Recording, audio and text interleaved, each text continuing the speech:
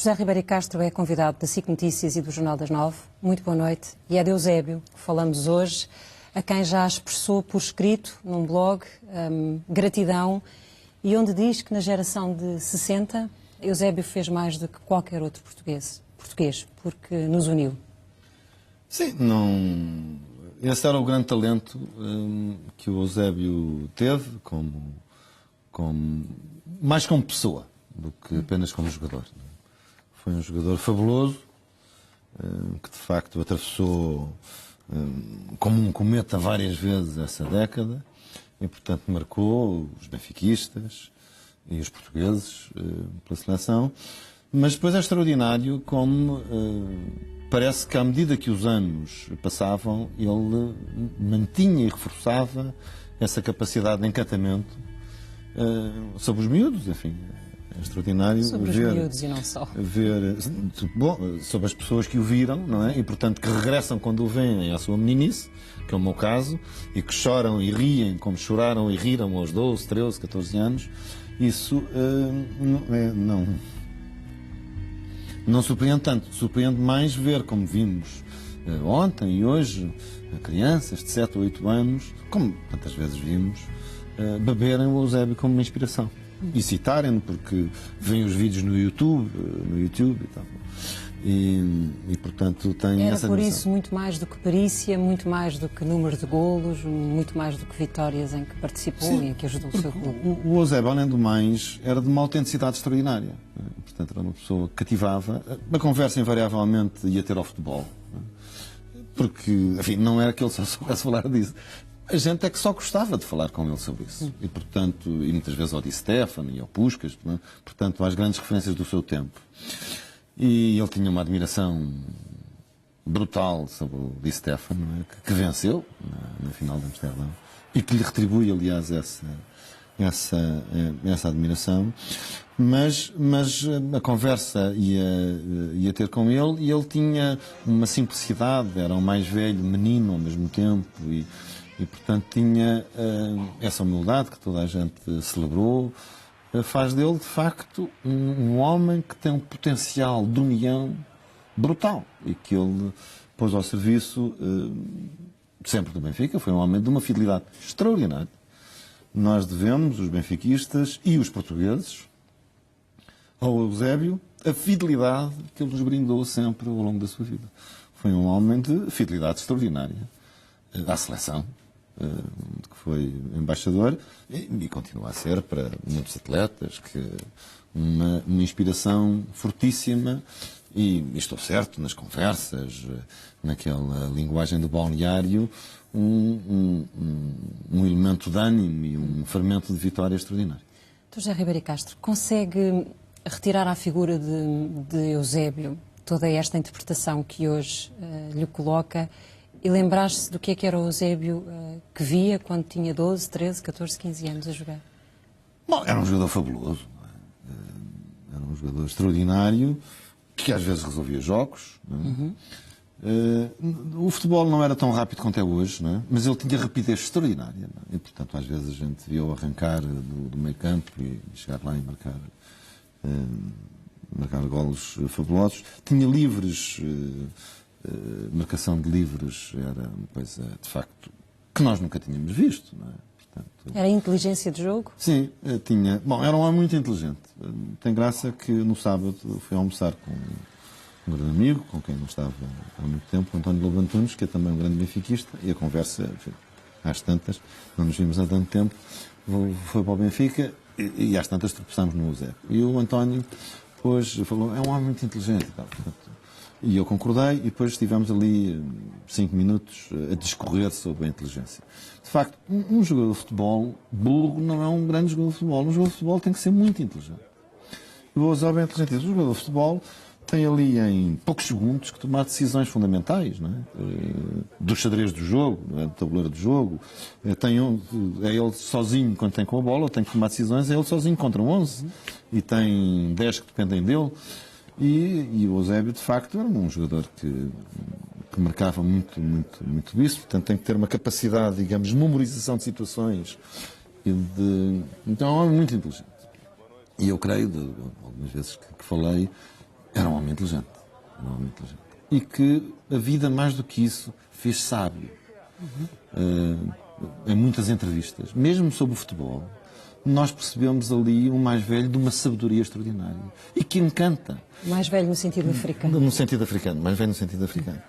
E que encanta com a simplicidade com que diz coisas profundas. Portanto, e que às vezes tem comentários absolutamente desconcertantes. Há muitas entrevistas, eu tive a ocasião, enfim, ontem e hoje, enfim, de rememorar entrevistas, de o apanhar em várias passagens dessas e que às vezes no contacto direto nos provocava um grande riso. Não é? Tinha sempre uma história. Então, é um homem, como na filosofia popular, constrói ensinamentos a partir de pequenas parábolas, de pequenos episódios que viveu, de pessoas que conheceu. É um homem que conviveu com chefes de governo, príncipes, enfim, sendo um homem do povo, aquilo sempre voltava.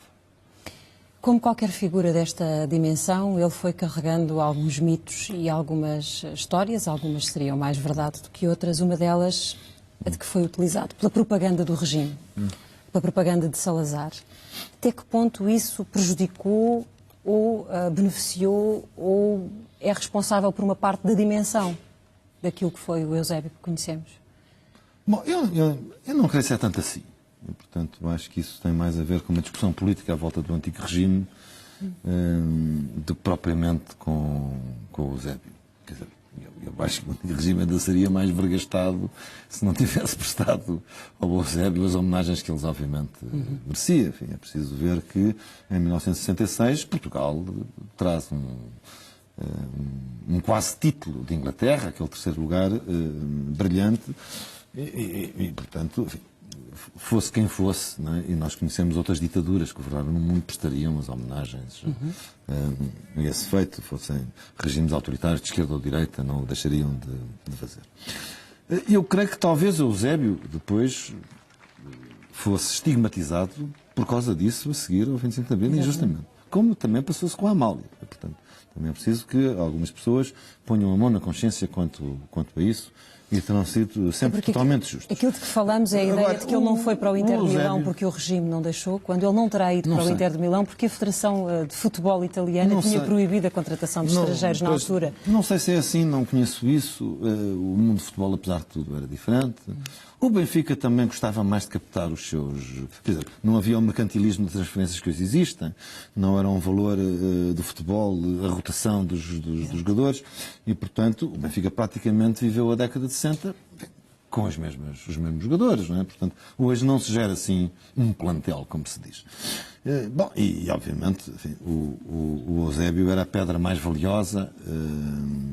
Enfim, da seleção não se poria em causa, seria sempre da seleção nacional, como hoje o Cristiano Ronaldo, enfim, joga em clubes estrangeiros, mas é uma estrela sempre da seleção nacional, mas enfim, o Cristiano Ronaldo já não é do seu Sporting, porque vai fazer a carreira por outro lado, como antes Luís Figo e tal. Portanto, os tempos e isso é que é extraordinário no Eusébio, ele ganhou esta dimensão e uma dimensão internacional num tempo completamente diferente. Num tempo completamente sem a televisão a cores, não é? Sem a internet, sem os telemóveis, sem o YouTube, enfim, que hoje encantam os miúdos que podem ir ver, mas de facto num tempo em que o mediatismo era completamente diferente, em que não havia as transmissões televisivas, pelo contrário, enfim, já havia, mas eram muito mais reduzidas, não é? O Benfica não transmitia os seus jogos, enfim, eu sou do tempo em que, enfim, não se podia transmitir, não é? Portanto, era proibido praticamente transmitir porque as pessoas tinham que ir ao estádio. Portanto, a dimensão do Eusébio, de facto, passa-se num tempo completamente diferente. Agora, deixa-me fazer... O Eusébio atravessou o seu tempo, o tempo do Estado Novo, da ditadura, da descolonização, com uma naturalidade exemplar, não é? E com uma fidelidade extraordinária. Quer dizer, o Eusébio é um moçambicano. O Eusébio nasceu em Lourenço Marques, hoje no Puto. E consegue fazer isso, e é um herói nacional português. Mas, entretanto, Moçambique e Portugal separaram-se. E ele é estimado e amado pelos moçambicanos, onde está um grande amigo dele e ídolo dele, o Mário Coluna, mas ele escolheu sempre cá ficar. E isso não representa para ele nenhuma tomada de decisão política. Portanto, eu acho um enorme erro nós querermos politizar com as travessias do tempo o que foi. Isso é a nossa agenda. Isso é a nossa agenda política. Não é a agenda do Eusébio. E por isso o Eusébio tem essa capacidade para unir, porque foi sempre, sobretudo, uma pessoa de uma extraordinária simplicidade. Então, Ribeiro Castro, como Sabe que penetrou um terreno de emoções totais, poderosíssimas, o futebol, e soube usar isso para a alegria da juventude, dos adeptos, do povo, do país, da lusofonia, se quisermos. Exatamente. E hoje estamos a assistir ao crescimento, ao surgimento de uma polémica que, adivinho, que vai durar algum tempo, que é de se Eusébio tem ou não lugar no Panteão Nacional. Eu queria saber a sua opinião. Olha, eu acho que sim. Eu creio que sim. Aliás, despertei por isso numa conversa com o jornalista, no Saraiva. Agora, acho que isso deve ser feito de uma forma à altura do Eusébio. Portanto, isso deve vir da sociedade civil. Acho que isso deve vir da sociedade portuguesa. Nós hoje, eu aliás já fui estudar o assunto, ontem à noite, quando despertei para isso, só pode ser tomada uma decisão sobre isto passado um ano. E, portanto, nós temos um ano. Eu creio que isso foi uma lei adotada no rescaldo da morte da Amália e, portanto, enfim, sabemos o processo político. E, portanto, a Assembleia da República só tem que tomar uma decisão sobre isso. E até é bom que não se precipite. E creio que isto... Bom, e a dimensão do Eusébio agora está posta um desafio às pessoas que acreditam nisso como eu. E, portanto, mobilizamos. Eu já falei com algumas pessoas e eu creio que uma coisa a Eusébio era uma coisa assim. Nós marcávamos uma data, que é 6 de janeiro de 2015. Ou seja, 2 a 1 ano exatamente. E nesse dia nós depositávamos 1 milhão de assinaturas na Assembleia da República. Mas não assinaturas online, assinaturas em papel. Se fosse possível com o nosso retrato. Não é tanto disso, com o nosso nome, com o nosso bilhete de identidade. Portanto, um grande movimento da sociedade portuguesa que atravessa isso. Eu creio, aliás, que se o Eusébio for para o Panteão Nacional e ele cumpre o primeiro requisito da lei, que é altos serviços prestados ao país, é o último grande serviço que o Eusébio prestará a Portugal, é no dia em que nós...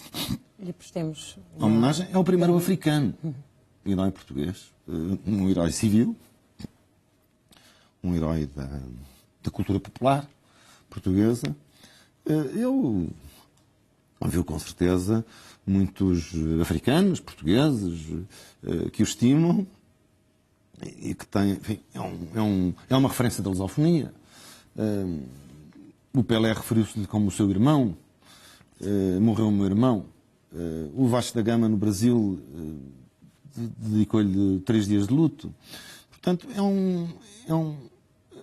há um capital poderoso, também do ponto de vista cultural. Há bocado falei no António Lobo Antunes. Não tenho dúvida nenhuma, enfim, de cineastas como António Pedro Vasconcelos, atores de teatro como Fernando Mendes, que ontem vimos na televisão quase chorando como uma criança. É um homem que mobiliza as artes e a cultura e que é capaz, e portanto, se nós conseguíssemos organizar uns comitês de embaixadores, porque ele foi um grande embaixador. E, aliás, creio que era o título que ele tinha, era embaixador da Federação Portuguesa de Futebol. E, portanto, e se ao longo de um ano conseguíssemos um grande movimento cívico à volta disso, bom, isso, primeiro, é a homenagem... As pequenas dificuldades políticas que é a homenagem que o Eusébio merece e é uma decisão à altura de que também Portugal gostaria de ser servido por ele. José Ribeiro Castro, muito obrigada por este testemunho. Boa noite. Muito obrigado.